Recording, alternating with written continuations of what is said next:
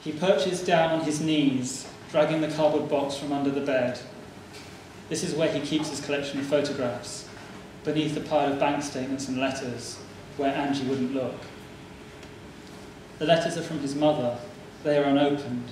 He sets these with the statements to one side. He lifts out the photographs. Some are Polaroids, some are pictures ripped from magazines, some are photocopied from library books, laying each one carefully on the carpet next to him and tracing the shapes with his fingers. Derek's pupils are dilated. He begins to unfasten his belt and tug down his trousers to his knees. Derek had always thought cockroach was a sexually charged word, the jutting, sneering masculine sound of cock, followed by the puckering lips formed to deliver row before the final hush of shh. He ejaculates carefully. His hand is cupping like a shield so as not to splatter any of his photographs. Wiping his palm with a tissue, he begins to collect the pictures back into the box, placing the letters and statements on top of them. It won't be long before Angie is home from work. That night, in bed, with Angie sleeping next to him, Derek thinks of cockroaches. He thinks of the cockroach photographs in the box underneath the bed. Depictions of elegant, arched, thorny legs and antennae protruding from flat, oval-shaped bodies. Derek feels something move against his inner thigh, the pulsing, crawling movement of blood filling his erection. In his photographs, the cockroaches are presented on their backs, with legs spread wide. Their underbellies vulnerable to the caress of Derek's fingers. While Angie sleeps, the bed rocks gently back and forth. He comes silently into a fist of bedding. Cockroaches emit a discharge of their own, strong-smelling, glandular goo. The turgor glands that are present in adult males produce secretions that act as an aphrodisiac. Derek rises from an empty bed. Angie has gone to work. Farnborough's, the place where Derek had worked too. Now he spends his days with his cockroach pictures. In the bathroom, Derek shaves his face. He has never seen his beard. He fears it will be his father's beard that grows through his face, and that he might catch the image of his father staring back at him from the mirror. So Derek shaves every day.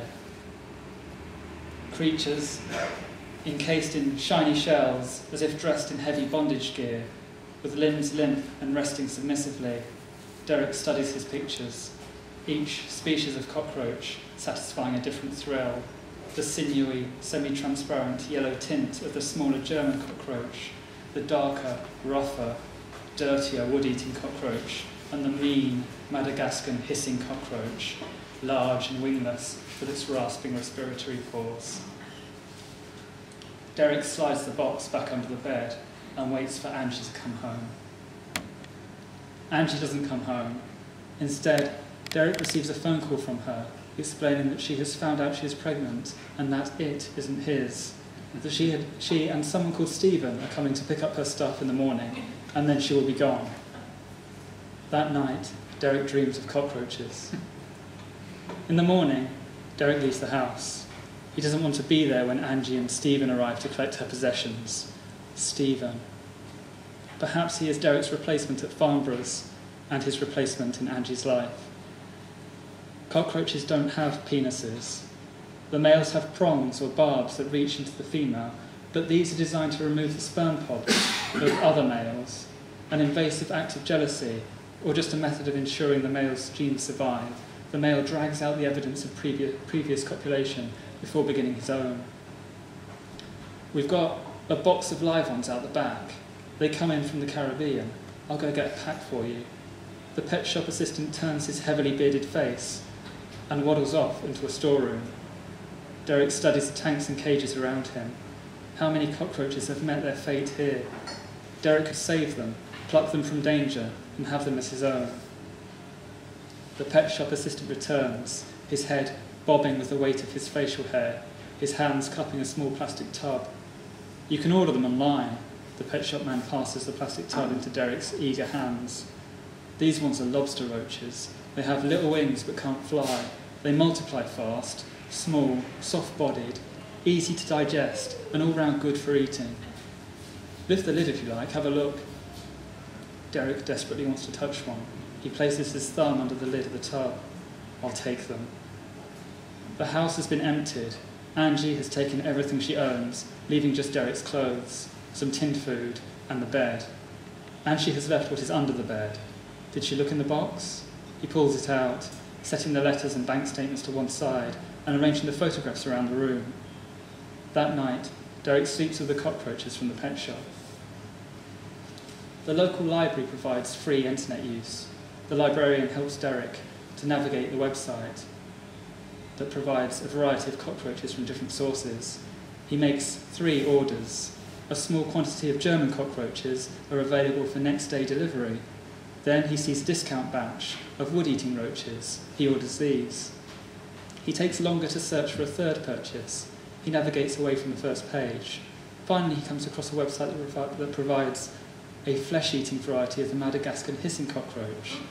Flesh-eating. Derek can only imagine what it would be like to be bitten, ravaged, and eaten alive. Female cockroaches engage in ritualistic dances, flashing their wings to expose abdominal glands that release a pheromone to attract the male. Males have organs on their backs that the female licks or even eats during sex. The first package slips through the letterbox the following afternoon. Derek picks it up from the foot of the door and feels its weight in his hands. It trembles slightly with movement from inside. He turns from the door and walks to the bedroom to undress. What are all these pictures? When Derek's eyes open, he sees a figure standing over him and a finger pointing at the photographs positioned around the room. Derek is in bed. He pulls the covers up to his chest, aware of the cockroaches crawling beneath the surface. I thought I should come round, says Angie. I thought you should have some kind of answers, or at least I wanted to know that you had some kind of questions, that you actually care. Do you care? She steps forward. Derek pulls the covers further up to his chin. There is something in her stance that suggests she might jolt forward and whip the covers from him, spilling his cockroaches onto the floor.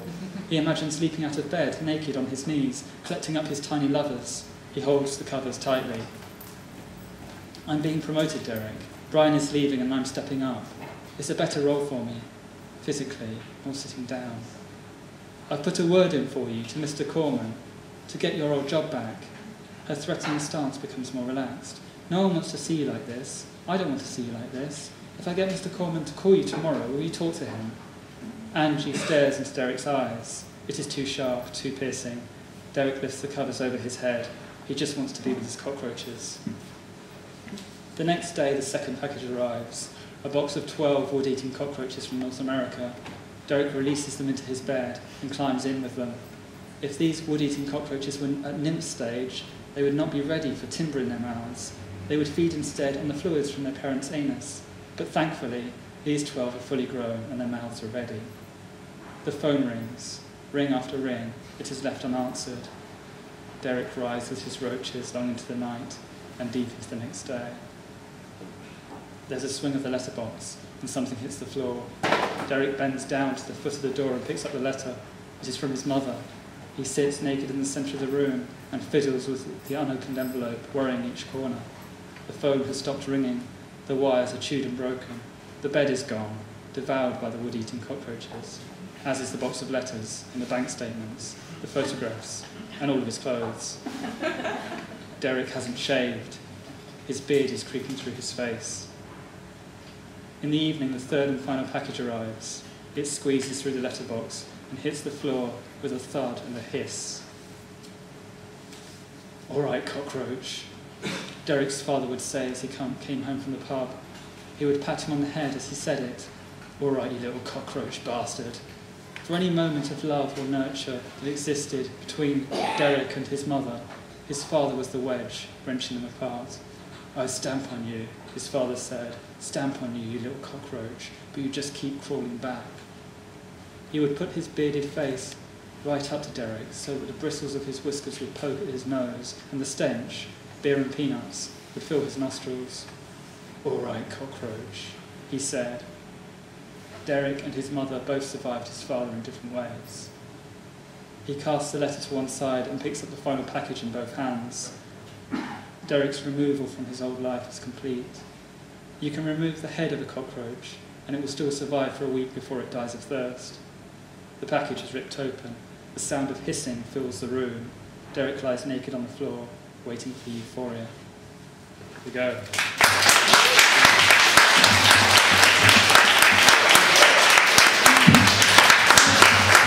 Thank you very much, Joe. What they never told you in biology.